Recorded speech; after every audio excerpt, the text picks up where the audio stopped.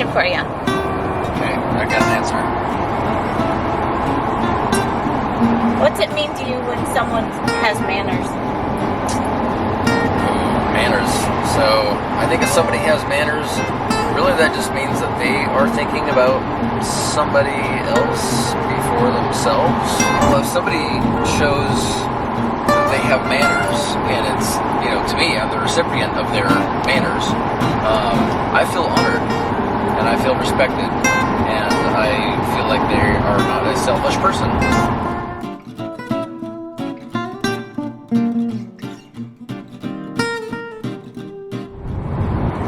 Welcome back to On the Road with Kirk and Harvest. We are on the road.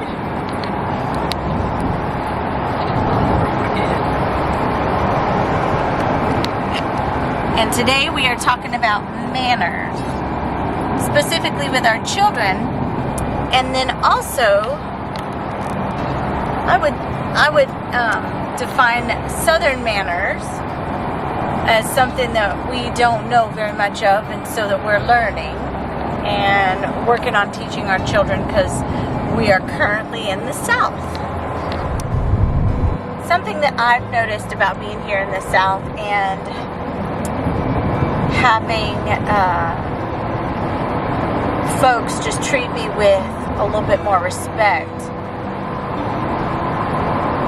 I've noticed that in me, it actually causes me to be much more aware of what I'm saying, what I'm doing, and how other people are perceiving me. So I think for me, this goes full circle. From where we come from, you find a lot of nice people. Now, I grew up in Southern California, where when I was young, all the people that I hung around with were people that I knew. Very rarely did I come across strangers and have to worry about whether they were going to be nice to me or not. But I noticed a huge difference, even at 13, when we moved from California to Oregon. The people in Oregon were just nicer. That doesn't have anything to do with manners necessarily. They were just nicer as people. Now, when you come to the South, I think I've noticed, have you noticed, that they teach everyone here good manners. And we'll get into what that looks like from our perspective in a minute. But again, that helps with, I just notice it. I notice if I'm being polite, if I'm being respectful, and it makes me want to be a more considerate person. So manners isn't a new concept. Being polite, being nice, it isn't a new thing, and it's certainly not something that we're just now starting to teach our kids. But traveling through, we've noticed a huge difference, and I wanted to make sure that we prepared our children for it. And, when something's not in front of you, out of sight, out of mind, I would have always loved to teach my children a lot of the things that they do here just naturally. The whole South, for the most part, they are just extremely polite people. But up in Oregon, we don't necessarily have the same traditions. I don't think it's a good or a bad thing, but I particularly like the manners or mannerisms that they have here that we didn't have back in the Northwest. So I wanted to set my kids up for, at least prepare them for it, knowing that they're going to come across a whole older generation of people that would not understand if they didn't say yes ma'am or yes sir, etc. And I didn't want them to be embarrassed or feel like they were doing something wrong because they just didn't know. It's like going to another country and not knowing what you're doing is offensive. I didn't want my children to feel that way. So we've been talking a lot about it, and I think that's probably why we decided this would be a good topic to talk about, because we've been talking about it a lot. Well, so the interesting thing about manners is I know as a parent, what I would really like to be able to do is just teach by example, and I know there are a lot of occasions to do that. There's a lot of things that you can just teach your kids by example, and yes, you hope that they learn from it, but there's other times when you really have to be intentional in what it is that you're teaching them, partly because as young people, they are only going to understand the context so well, depending on their maturity level. And so for us just to expect as parents, oh, hey, watch what I do and then repeat what I do and then understand it, they're not always going to be able to get that because they're kids. So they may or may not grasp what it is that you're trying to teach. So that's why it's important to take that little bit of extra time. This is what's difficult with parenting, is that you have to be intentional about it. Really, that relates to a lot of different things, but specifically as it relates to manners, you have to be intentional about teaching them manners. And so there are a few ways that you can do that. What I call it like online and offline. So offline is basically you're actually rehearsing manners that you want to teach them, whether it being saying thank you or yes ma'am, yes sir, or okay, just acknowledging somebody is talking to you. So whatever the manner is, just taking them through some specific instances, just taking 5 minutes. It doesn't have to be this long drawn out, lecture. But taking them through, maybe even doing some role playing, and get them used to some of the instances that they're going to come across in just regular life. And so that's one way to do it. And then another way is in the moment. So, what I call teachable moments. So teachable moments are when they're in the middle of a situation where they are presented with a situation where a particular manner would be appropriate, and you're hoping that, they learn what you've rehearsed with them earlier. But if they don't, that's got to be okay, and that's really a tricky part too. So as big as Texas is and as wide as these roads are, at the next light, turn left. that they could miss each other.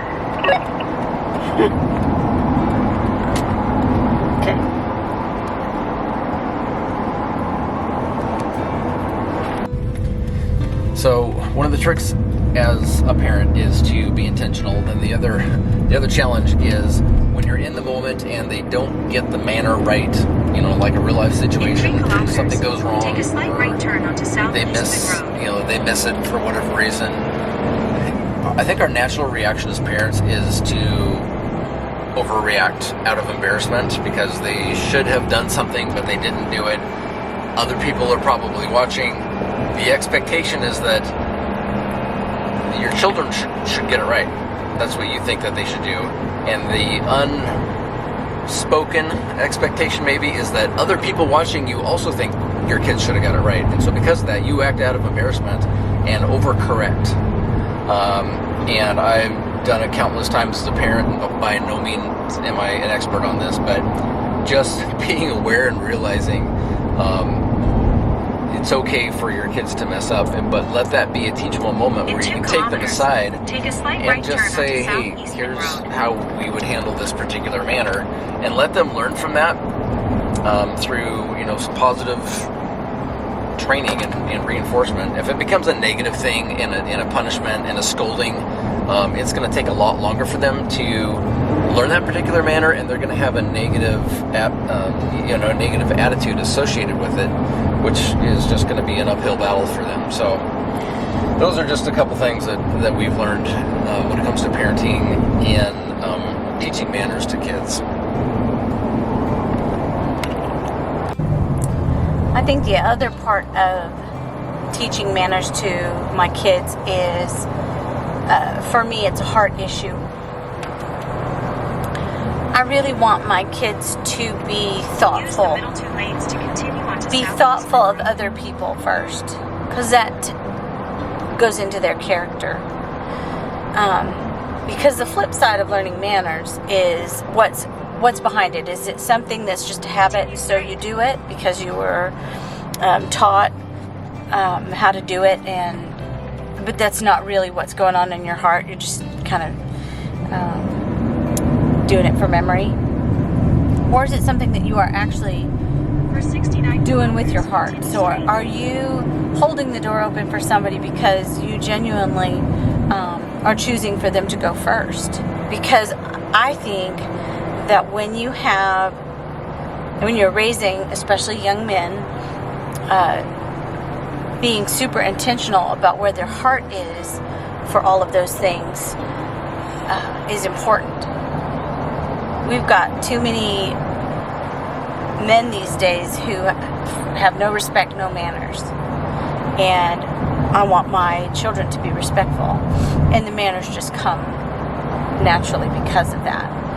And they might not know all the Southern manners and all the Southern technique on all those things, but it's good to know. But for me, what's super important, what the deep down, the bottom line is, are they putting others first? Are they, where's their heart? Is their intentions, are their intentions pure? Are their intentions good? And how do I reinforce that? So you may be wondering what kind of manners we are working on with our kids currently. So I thought I'd share some of those. And a couple of them are new to our kids because we're just not used to the way they do things around, the South, in the South, and so we wanted to kind of introduce some new things to them, at least, especially for the boys.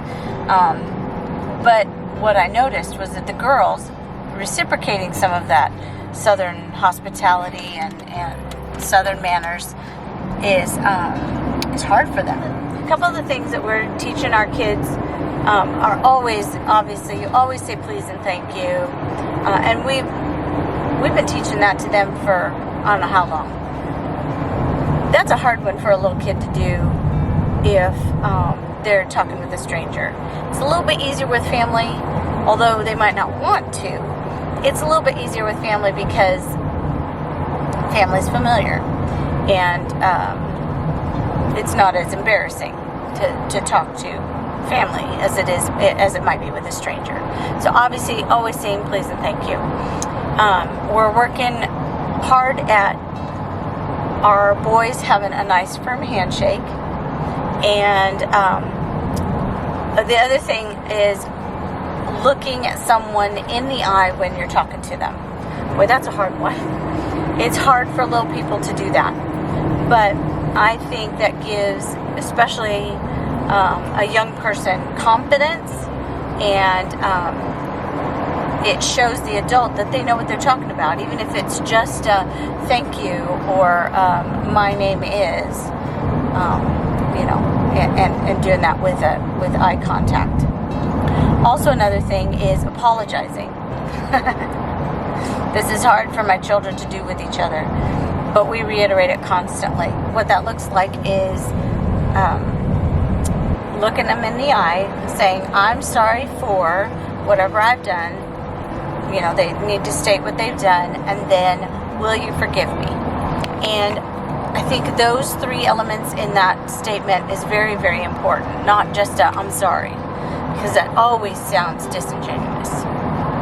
And then making sure that the person who's being apologized to is also listening. I try real hard to not demand of that person to forgive right away, because I think that's a heart issue. And I always remind them that they need to be forgiving, but I feel like they need to come to that in their own heart and mind.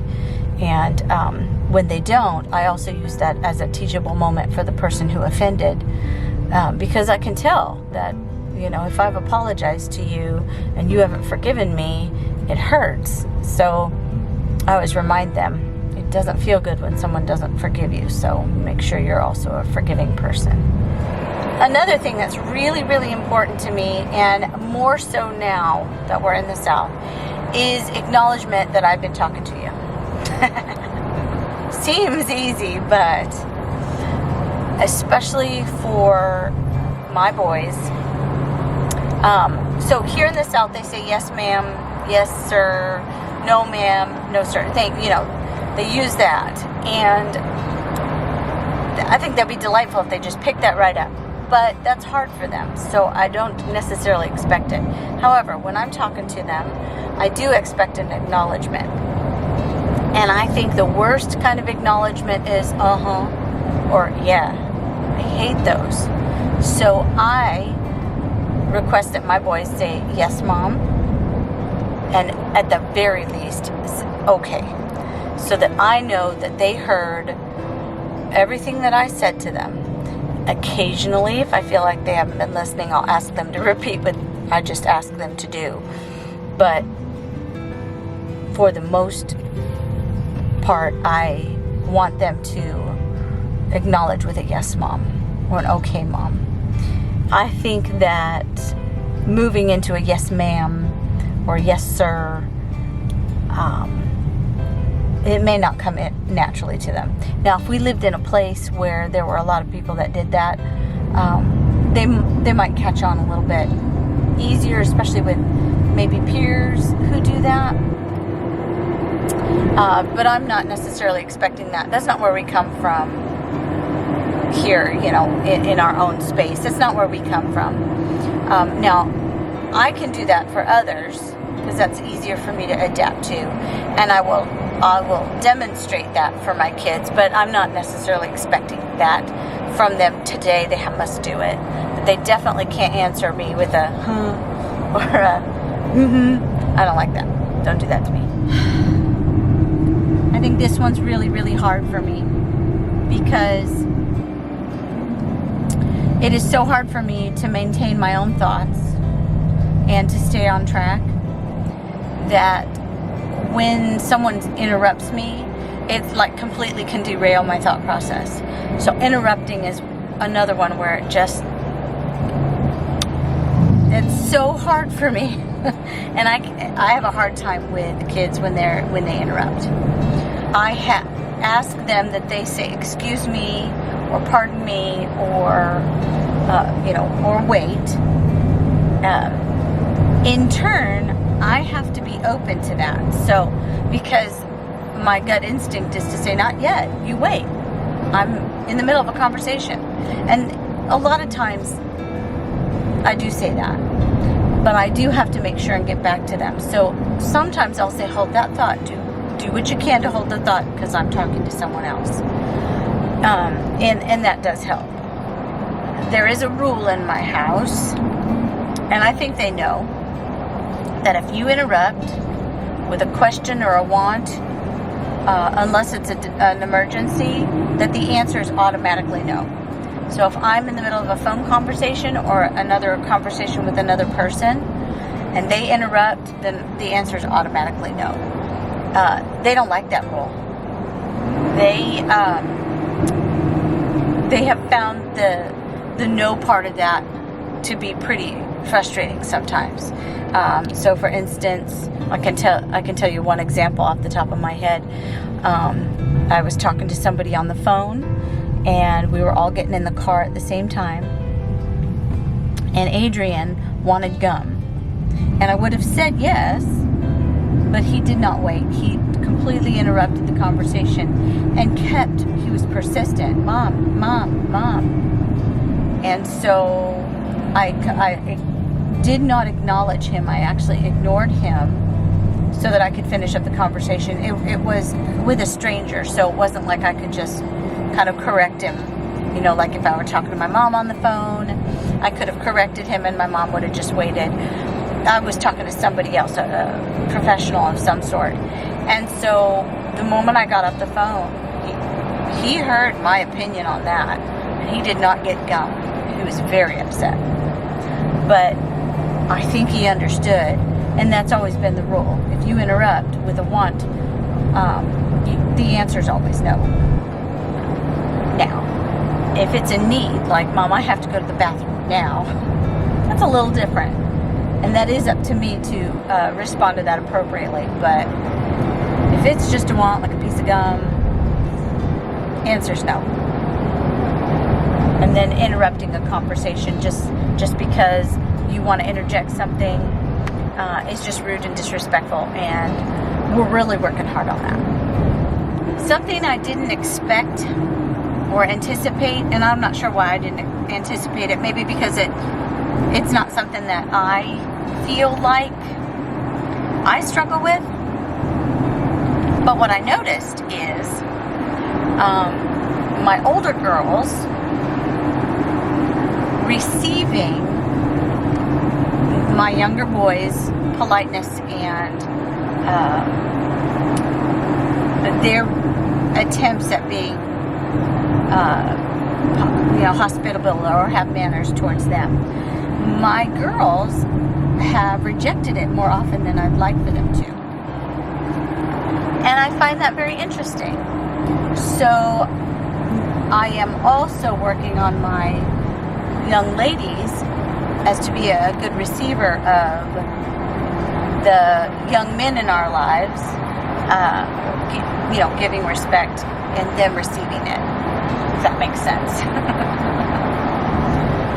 Because it's true, ladies, if you're listening, if you're not a receiver of a young man's respect, or if you are rejecting it, they'll stop giving it.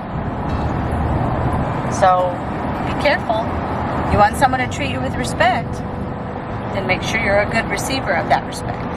Okay. Manners are important, and so teaching them with a good, healthy balance of this is what you need to do, and it's not optional.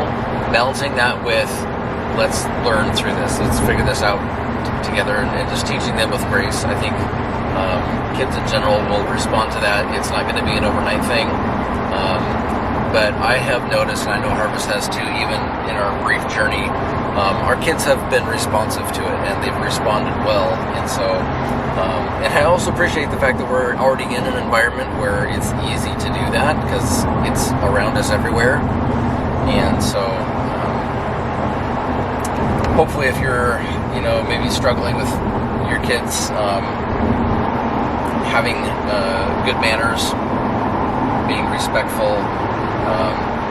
This is not really about a demanding thing, like demanding respect. I wish I could demand respect, but it's way more effective if you teach them to want to be respectful. Like Carva said, if you can teach your kids the manners from a heart perspective, sometimes their heart comes last. Maybe it's the, kind of here's the method, here's the rote of it, and then the heart part comes second. So that's okay. That's sometimes just the way kids need to learn.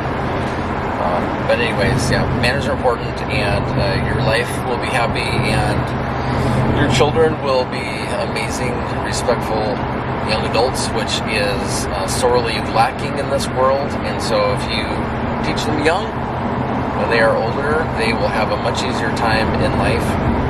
And, it's really part of communication, too. If you can teach them to communicate well, which is manners is all about communication, just different forms of it. If they can do that well, then they will generally do very well later on in life. So, keep up the manners. Well, we just want to say thank you for joining in again with us on the road as we travel. We're excited to do this series. It's been really fun for us, and it causes us to really dig deep and, reiterate what we have conversations about when we're driving for long periods of time. And today happens to be a 8-hour drive, so.